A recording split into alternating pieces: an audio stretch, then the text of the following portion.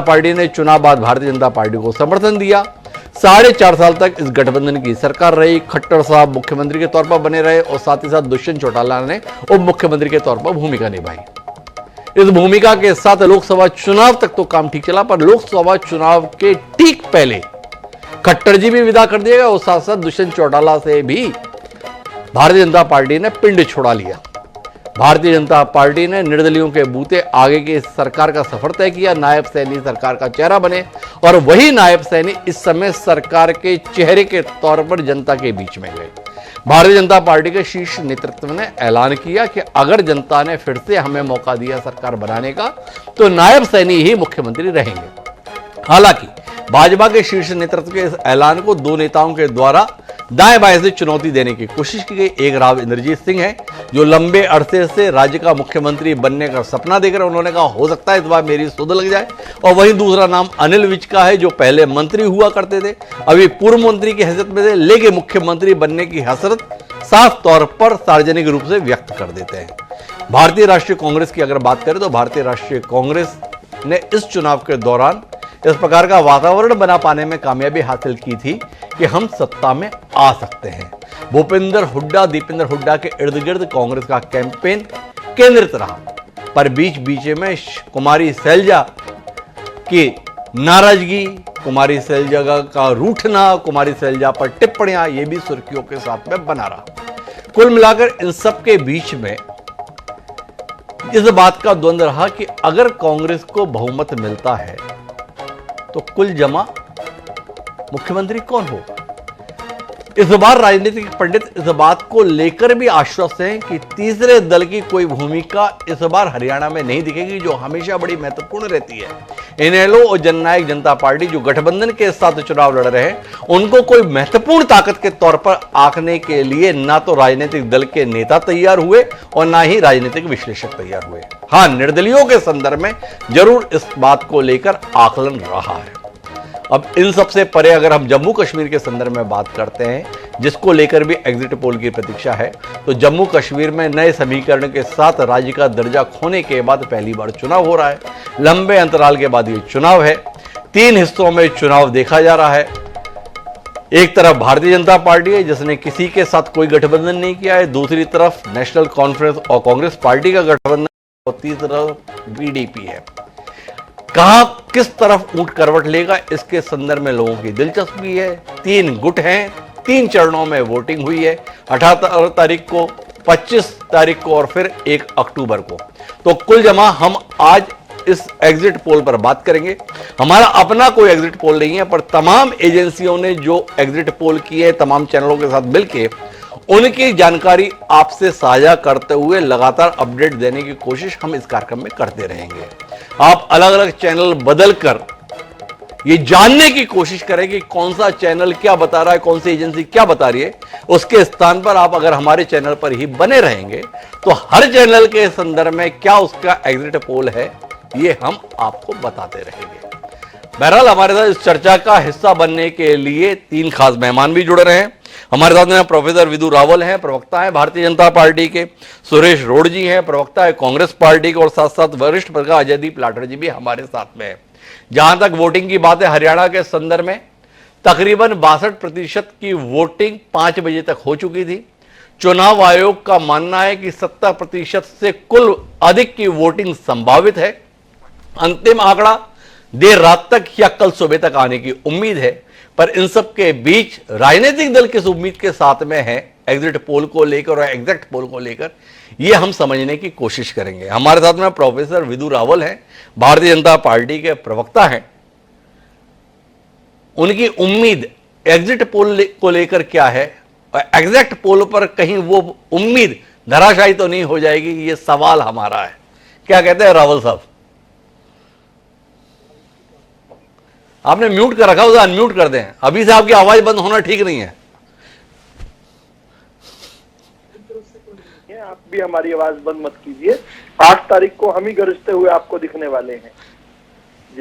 जी 8 तारीख को आप गरजते हुए दिखने वाले हैं। देश में आपकी सरकार है तो इतनी आवाज तो रह सकती है। पर आपसे जानने में दिलचस्पी इस बात को है राहुल साहब, ऐसा क्या हो गया जिसके चलते आपके जाने को लेकर अंदेशा और दूसरे के आने को लेकर उम्मीद इस कदर खड़ी हो गई चुनाव में, आप भी उससे अनभिज्ञ नहीं रहे होंगे।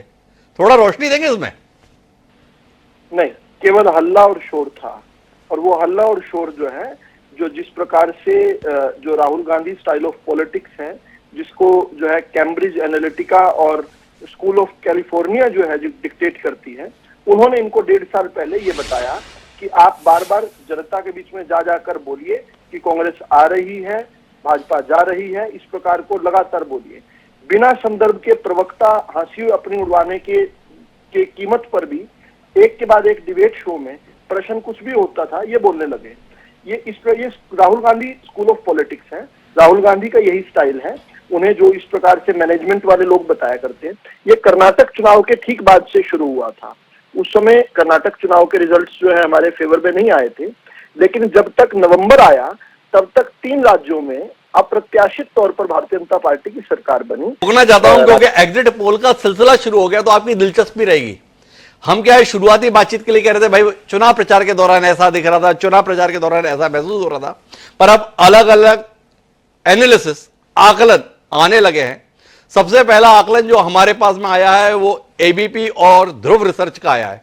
ध्रुव रिसर्च एजेंसी ने एबीपी के साथ मिलकर जो एग्जिट पोल निकाला है उसमें हरियाणा की 90 सीटों में से भारतीय जनता पार्टी जो सत्तारूढ़ दल है उसको 27 सीटें मिलती हुई उम्मीद जताई है। वहीं पिछले चुनाव में 31 सीट जीत पाने में कामयाब रही भारतीय राष्ट्रीय कांग्रेस की सीटों के संदर्भ में उम्मीद रावल साहब 57 पर पहुंच गई है। और अन्य जिसमें आप जेजेपी मान लो, एनएलओ मान लो और निर्दलीय मान लो, उन सबके हिस्से में 6 सीटों की उम्मीद। अब राहुल साहब बात प्रचार की, प्रसार की नहीं, आकलन की है। आपके पास दलील हो सकती है, ये चैनल आपको 400 पार पे भी पहुंचाने की कोशिश कर रहे थे 2024 के चुनाव में, और उस समय ये एग्जिट पोल आपको जनता की भावनाओं की आवाज सुनाई दे रहे थे। वो भावनाएं, वो आवाज 27 सीटों के साथ भी आपको लग रही है या ये आवाज कुछ और है, ऐसा रावल साहब महसूस कर रहे हैं? देखिए, क्योंकि वोट जो है लगभग डल चुके हैं, कुछ लोग लाइन में जो लगे हुए हैं उनकी वोट जो है डल रही है इस समय, इसलिए अब प्रचार की बात ना कर विश्लेषण की अगर हम बात करें ठीक तरीके से, तो ये देखें कि आमतौर पर हायर साइड पर सीट्स किसकी दिखाई जाती है। आमतौर पर हमने देखा 4 जून को हमने एक नारा दिया था, 4 जून को 400 पार। तो 400 पार के बहाव में जो है एग्जिट पोल्स बहुत सारे जो हैं 5 जून माफी चाहूंगा 1 जून को आखिरी जो पोलिंग हुई थी, 2 जून को और 3 जून तक जो एग्जिट पोल्स आए थे, उसमें हमने देखा कि भाजपा को लगभग कोई 365 सीटें दिखा रहा था, कोई 370 सीटें दिखा रहा था, कोई 350 दिखा रहा था, क्योंकि भाजपा ने यह नारा दिया था अब की बार 400 पार। अब की बार कांग्रेस ने ये जो है लगभग 1.5 साल से इस बात को जनता के बीच में लेकर गए हैं, जिससे जनता आतंकित हुई है। वैसे तो जनता आतंकित हुई है, जनता को याद आया अच्छा कांग्रेस आ रही है, वही कांग्रेस जो पर्ची खर्ची किया करती थी। फिर इनके नेताओं ने एक के बाद एक इस बात पर मोहर लगाई कि हाँ अब भी हम सुधरे नहीं है, अब भी सरकार आएगी तो 50 वोट पर एक नौकरी देंगे, अब भी अपना घर भरेंगे, रिश्तेदारों को देंगे, अब भी अगर कुलदीप शर्मा कह रहे हैं कि हम 25% बढ़ाकर अपने हल्के के लिए सीटें बढ़ाएंगे, यानी बंदर बांट जो है नौकरियों की, इन्होंने उस बात को तस्दीक किया। तो इन चीजों से जनता आतंकित हुई जब बार बार कांग्रेस ने कहा। मुझे लगता है एक रणनीतिक चूक थी, और ये एग्जिट पोल्स जो है हमारे जो पोलस्टर्स हैं, हो सकता है इस इंप्रेशन में कि कांग्रेस का ये हल्ला जो है कि कांग्रेस आ रही है, वो जो सबसे निचला। राहुल साहब, आप अपने आप में कितना शर्मिंदा है इस बात को लेते हुए कि देश में आपकी सरकार, हरियाणा में आपकी सरकार और जनता भी आपके साथ, इसके बावजूद भी कांग्रेस पार्टी जिस पर कोई भरोसा नहीं करता आपके अनुसार, वो नैरेटिव बनाने में सफल हो गई। अपनी इस विफलता को लेकर आपको कितनी शर्मिंदगी है राहुल साहब, थोड़ा इसमें दृष्टि दीजिए मुझे। जरा भी नहीं, इसलिए नहीं क्योंकि हमें पंडित दीनदयाल उपाध्याय ने सत्य के मार्ग पर चलना सिखाया। हमारे यहाँ पर एन केन प्रकरण सत्ता प्राप्त करना नहीं, खटाखट झूठ बोलकर, तात्कालिक लाभ लेकर, इस शर्म को भी छोड़कर कि अगले दिन फिर से वहीं पर खड़ा होना है। इसके बावजूद भी कांग्रेस पार्टी जितनी सस्ती राजनीति करती है, हमें ये राजनीति पंडित दीनदयाल उपाध्याय, श्यामा प्रसाद मुखर्जी जी ने नहीं सिखाई। हमें तो सिखाया गया था कि लोकमत परिष्कार करना है, और उसी के नाते जो है हमने राजनीति में हमेशा हमेशा शुचिता की राजनीति की, जनता के बीच सच लेकर गए, जो कहा वो किया, जो घोषणा की उससे पहले उसको लागू किया। राहुल साहब कहीं भ्रमित हो रहे हैं। अरे वही भारतीय जनता पार्टी थी ना जिसने नैरेटिव सेट कर दिया कि अब की बार हम 400 पार हो रहे हैं। आप स्वयं बता रहे थे, हमने ऐसा माहौल बना दिया कि कोई हमें 370, कोई 380, कोई हमें 400 पार तक दिखा रहा था एग्जिट पोल में। भाई आपकी सफलता थी ना। ये हरियाणा के विधानसभा चुनाव में क्या हो गया? ये एग्जिट पोल में लोग आपको 25-27 सीटों पर ला दे रहे हैं, और कांग्रेस जिसको आप किसी लायक नहीं समझते हैं उसको कितनी सीटें दे रहे हैं बताओ? 57। क्या कहते हो राहुल साहब? देखिए, दोनों का अलग अलग विषय था। हमने भारतीय जनता पार्टी के शीर्ष नेतृत्व ने अपने कार्यकर्ताओं को, अपने समर्थकों को टारगेट दिया था कि हम इतनी दूर तक हमें जाना चाहिए। वो टारगेट था। टारगेट हमेशा ऊंचा दिया जाता है ताकि कार्यकर्ता अधिक मेहनत करके उस टारगेट तक पहुंचने का प्रयास करे, अधिक ऊर्जा लगाए और अपनी क्षमताओं से बाहर जाकर काम करे। कांग्रेस पार्टी जनता को भ्रमित करने के लिए उन्होंने इस प्रकार का नैरेटिव गढ़ा। ये जनता के लिए थी ये बात। इनको सिखाया बताया गया कि कहीं पर भी जाकर कोई संदर्भ हो ना हो, हिमांशु द्विवेदी जी कुछ भी सवाल पूछें, जवाब यही देना कि कांग्रेस आ रही है, भाजपा जा रही है। इस प्रकार का इनको कहा गया और हमने देखा अटपटी सिचुएशन। कांग्रेस ने कमाल कर दिया। कांग्रेस ने वातावरण बना दिया। विधु रावल जी लगातार हमें समझा रहे हैं, और मेरे साथ में कांग्रेस के प्रवक्ता सुरेश रोड जी हैं। वो भी इत्तेफाक रखता है कि केवल माहौल बना पाए आप, सरकार बनाने की स्थिति आपकी नहीं है। सरकार रावल साहब ही बनाएंगे, भले ही एग्जिट पोल आपकी सरकार बनवा दे रहे हैं। जी रोड साहब। द्विवेदी जी, 8 तारीख ज्यादा दूर नहीं है जी। भारतीय जनता पार्टी को सब समारोह में जी इनवाइट करके साबित करेंगे कि सरकार कांग्रेस पार्टी ने धरातल पर बनाई। जी इनको न्योता भेजेंगे और सब समारोह होगा और कांग्रेस पार्टी की सरकार बनेगी और जनता जनार्दन के आशीर्वाद से बनेगी। और जो इन्होंने कहा ऐसे नैरेटिव सेट करके नहीं बनेगी। वो 500 के सिलेंडर को जो इन्होंने 1200 का कर दिया था, दोबारा 500 रुपए का वायदा करके जनता की कसौटी पर खरा उतरने के विश्वास के ऊपर बनेगी। वो 750 किसानों की शहीदी का बदला लेने के लिए हरियाणा के लोग कांग्रेस पार्टी को वोट देकर सरकार बनाएंगे। पुलवामा में आज तक आरडीएक्स का पता नहीं कर पाए, रूस और यूक्रेन के युद्ध को रुकवाने की बात करते थे। अरे भारतीय सेना के 70 से ज्यादा जवान 2-3 हमलों में तो शहीद हुए। आज तक आप जांच नहीं करा पाए, रिपोर्ट सार्वजनिक नहीं कर पाए भारत की सेना में। द्विवेदी जी, हरियाणा में अगर एक किसान के या एक जिम्मेदार के घर 2 बेटे हैं तो एक बेटा किसान हल्का मुन्ना दबाकर अन्न पैदा करता है देशवासियों के लिए, दूसरा बेटा अपनी बंदूक कंधे पर टांग कर बॉर्डर के ऊपर भारत माता की रक्षा करता है। ये बेशक अग्निवीर का मुद्दा राष्ट्रीय स्तर का मुद्दा है, नरेंद्र मोदी के हाथों में है, लेकिन हरियाणा में यह मुद्दा जवान और किसान का सिर चढ़कर बोल रहा है। और आज का जो मतदान हुआ उसमें भारतीय जनता पार्टी को निपटाने का काम किया है दोनों ने।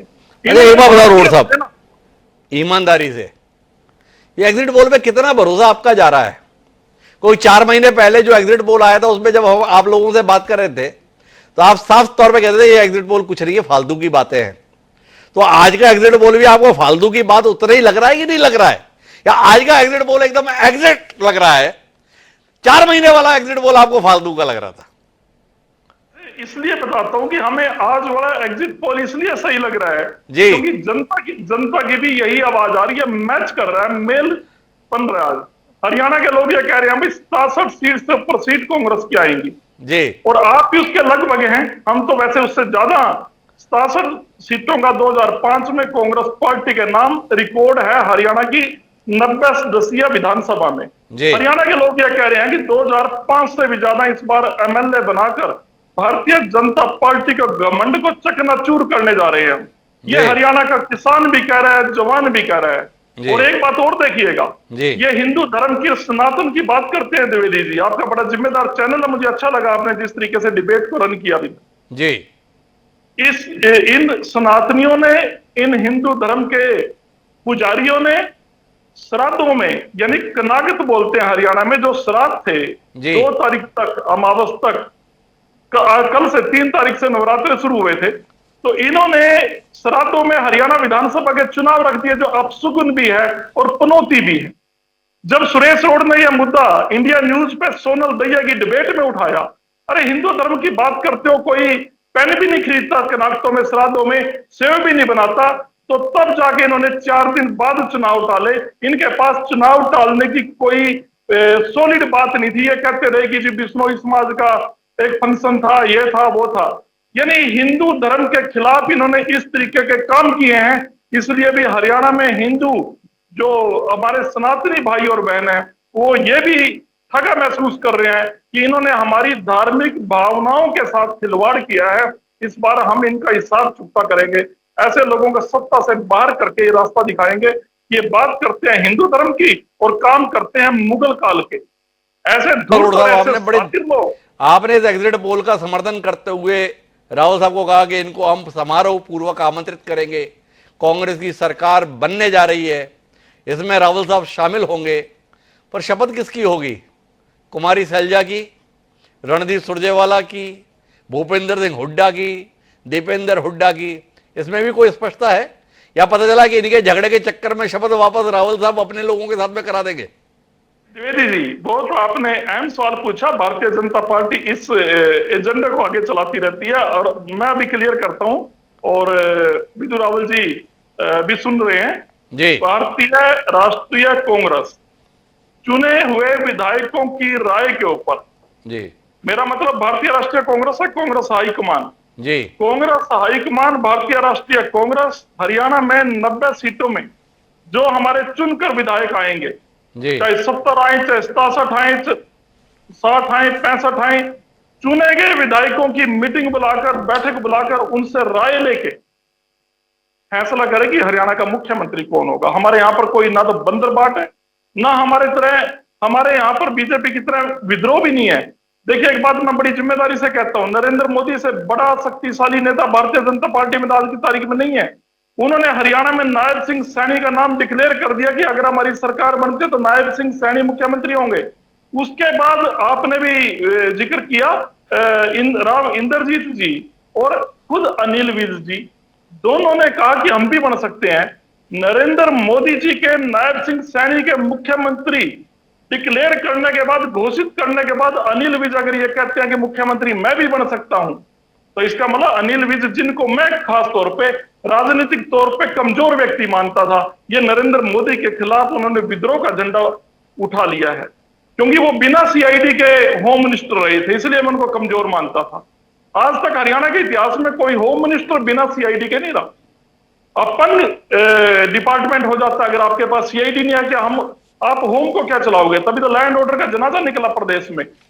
अनिल विज जैसा व्यक्ति भी अगर नरेंद्र मोदी के बयान के बाद यह कह देता कि मैं भी सीएम बन सकता हूं, यह नरेंद्र मोदी को सोचने पे मजबूर करने वाला बयान है। उनको सोचना चाहिए कि आप यूक्रेन और रूस के युद्ध की बात करते हैं, एक कहां भ्रमित हो रहे हो आप? आपको भरोसा नहीं है क्या अपनी सरकार बनने के संदर्भ में? जो आप संभावना देख रहे हो कि सैनी साहब बनेंगे, कि अनिल विज भी हो सकते हैं, कि इंद्रजीत भी हो सकते हैं, कितना गंभीर किस्म का सवाल था भाई। आप रावत साहब को आमंत्रित करने की बात कर रहे थे, हमने पूछ लिया भाई शपथ किसकी कराओगे? हुड्डा जी की? कौन से हुड्डा जी की? सीनियर की, जूनियर की, सैलजा जी की, सुरजेवाला जी की? आपने उसको उत्तर देना नहीं चाहा। अभी भी आपकी रावल साहब के साथ उम्मीद बनी हुई है क्या? क्या आपको लग रहा है कि जैसा एग्जिट पोल लोकसभा चुनाव में फेल हो गया, वैसे एग्जिट पोल हरियाणा का भी फेल होने वाला है, इसलिए रावल साहब के साथ में अपनी उम्मीद बनाए रखनी है? हम तो धरातल की रिपोर्ट के ऊपर बिल्कुल कॉन्फिडेंट है। हमारी लगभग 67 से ऊपर की सीटें आएंगी। रिकॉर्ड टूटेगा 2005 का, ये कांग्रेस के नाम पर, कांग्रेस ही इस बार इस रिकॉर्ड को तोड़ने जा रही है। और 67 से ऊपर सीटों पे चुने गए विधायकों की राय पे कांग्रेस हाईकमान के आदेश से हरियाणा को मुख्यमंत्री मिलेंगे। सारे नेता एकजुट हैं। मैं राहुल जी को ये दोबारा स्पष्ट करता हूं, हमारे यहां पर ऐसे विद्रोह नहीं है। क्योंकि अभी तक देखिए विधायक चुन के नहीं आए, रिजल्ट नहीं आया। द्विवेदी जी, एक सेकंड की बात है, अभी तक ना हाईकमान ने हमारे चुने गए विधायकों की मीटिंग ली। जो भी सीएम बनना चाहते हैं तो अपना विचार प्रकट कर सकते हैं, आवेदन कर सकते हैं। हमारे यहाँ पर किसी ने डिक्लेयर नहीं किया कि हुड्डा साहब बनेंगे। अगर ये राहुल गांधी जी या खड़गे जी कह देते हैं कि हमारे मुख्यमंत्री हुड्डा साहब होंगे, तो अगर फिर कोई नेता ये कहता है कि नहीं मैं भी हो सकता हूं, तो देखना मीडिया में कैसे सुर्खियां बनती जी, ये तो खड़गे जी के राहुल जी के आदेश की पालना नहीं की गई। लेकिन नरेंद्र मोदी जी के नायब सिंह सैनी के घोषित करने के बाद अगर अनिल विज ये कहता है मैं भी मुख्यमंत्री हो सकता हूं, तो ये खबर जो है ये पताल में चली गई। मैं तो आपसे उम्मीद रखता हूं कि आप इसके ऊपर जरूर प्रकाश डालेंगे और मेरे साथी को जरूर इस बारे में अपडेट करेंगे। मैंने तो शुरुआत इस बात से की भाई राव इंद्रजीत और अनिल विज करते हैं, के साथ में रहे। उनको तो अनिल विज ने आंखें दिखा दी। जो पाकिस्तान को लाल आंख दिखाने की बात करते थे चाइना को, उनको तो अनिल विज ने आंखें दिखा दी। जो अनिल विज ठीक से अंबाला के बस अड्डे की सफाई भी नहीं करा पाया, 10 साल में होम मिनिस्टर रहते हुए सबसे गंदा सिटी अंबाला, वो अदना सा नेता नरेंद्र मोदी को आंखें दिखा रहा है। इसका मतलब नरेंद्र मोदी की जो छवि, जो नैरेटिव इन्होंने बनाया था ये शक्तिशाली नेता है, उसका इन्होंने अनिल विज ने तो जुलूस निकाल दिया कि नरेंद्र मोदी तो कोई नेता है ही नहीं, ये तो केजरीवाल से भी कमजोर है जिसको अनिल विज आंख दिखा रहा है। तो कुल मिलाकर रावल साहब बहुत आश्वस्त हैं। एग्जिट पोल को दोनों नेता खारिज कर रहे हैं। विधु रावल जी तो पहले ही खारिज कर दिए, एग्जिट पोल जो है नैरेटिव सेट होने के कारण से ऐसा आया हुआ है। और सुरेश रोड जी इस रूप में खारिज कर रहे हैं कि कहां 57 सीटों पर हमें रोक रहे हो, हम 67 क्रॉस करने जा रहे हैं। पर इन सब के बीच में वरिष्ठ पत्रकार अजयदीप लाठर जी मेरे साथ में है। लाठर साहब, एग्जिट पोल की शुरुआत बदलाव की हवा के साथ है, क्या आप इस एग्जिट पोल के साथ हैं? वाकई हरियाणा का मन बदलाव का है या भ्रमित हैं ये एग्जिट पोल करने वाले लोग? कांटे का मुकाबला है, भाजपा के बने रहने की संभावना है, क्या देख पा रहे हैं आप? देखिए डॉक्टर साहब, जो वोटिंग का पैटर्न जो आज सुबह से शुरू हुआ था उसे देखते हुए साफ है कि ये एग्जिट पोल कहीं ना कहीं सही साबित होने जा रहे हैं जी। ग्राउंड पे, धरातल पे जो पैटर्न नजर आया, खास तौर पे ग्रामीण हलकों में, ग्रामीण क्षेत्रों में वोटिंग का पैटर्न एकदम सुबह से बमबारी वाला था। 11 बजे तक बहुत तेज स्पीड थी, दिन में धूप थी, कुछ कम आया, उसके बाद फिर 4 बजे के बाद फिर तेजी से परसेंटेज बढ़ा वोटिंग का। तो वो जो चीजें धरातल पे महसूस की, वो कहीं ना कहीं यही इशारा करती हैं कि इस बार थोड़ा सा लोगों के दिल में, दिमाग में भाजपा के खिलाफ एक माहौल था और वो उन्होंने अपना जो वोट परसेंटेज बढ़ा है 2019 के मुकाबले, तो वो इस बार वो भाजपा से छुटकारा चाहते हैं या भाजपा की सरकार से वो नाराज है।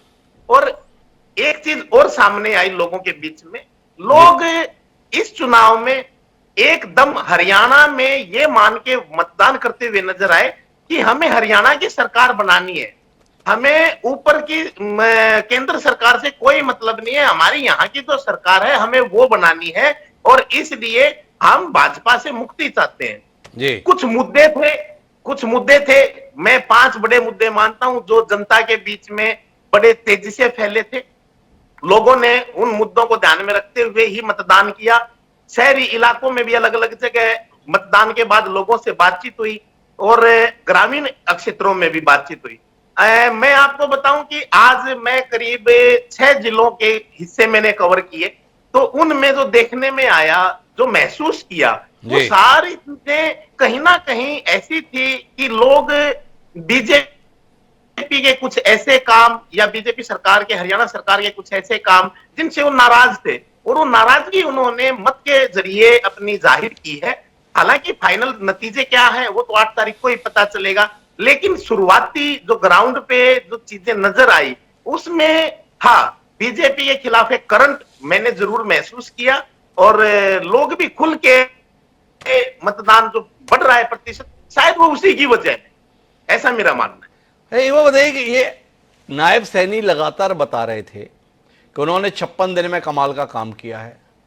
भारतीय जनता पार्टी ने अलग अलग तरीके से चीजों को ऑर्गेनाइज करके काम किया है, इसका कोई असर नहीं हुआ क्या? जो बदलाव किया पार्टी ने खट्टर साहब की जगह पे नायब सैनी को लाने का, इसका भी कोई रिजल्ट आपको देखने को नहीं मिला? नहीं डॉक्टर साहब, मेरे को खट्टर साहब की जगह नायब सिंह सैनी के आने का परिणाम देखने को नहीं मिला, पॉजिटिव परिणाम देखने को नहीं मिला। दूसरा मैंने तो एक चीज और महसूस की, 56 दिन में जो काम किए उसकी बजाय उस 56 दिन में जो यूटर्न किए, जो यूटर्न लिए, जो नायब सिंह सैनी ने, मनोहर लाल खट्टर जी ने जो फैसले लिए थे और उनमें से काफी फैसलों को वापस लिया, उनका वो यूटर्न जरूर लोगों की जुबान पर थे कि देखिए ये चुनाव से पहले इसीलिए यूटर्न लिए गए ताकि फिर से सरकार बना ले, और लोगों ने केवल इसलिए कि भाई नहीं, हमें अब जो है जब भुगती हैं वो चीजें तो अब फिर हम मौका नहीं देंगे, वो मौका देने के मूड में मुझे नहीं नजर आया। वो मौका देने के मूड में नहीं है। तो कुल मिलाकर अभी की जो कहानी है वो कहानी ये है कि भारतीय जनता पार्टी की हरियाणा से विदाई और कांग्रेस की सत्ता में आमद, ये प्रारंभिक एग्जिट पोल के रुझान बता रहे हैं। पर ये एग्जिट पोल है, एग्जैक्ट पोल नहीं है। एग्जैक्ट पोल तो हम 8 तारीख को ही बता पाएंगे, लेकिन प्रारंभिक रुझान ये है। पर अभी अन्य एजेंसी के भी रुझान हमारे पास आना शेष है। पर यह समय है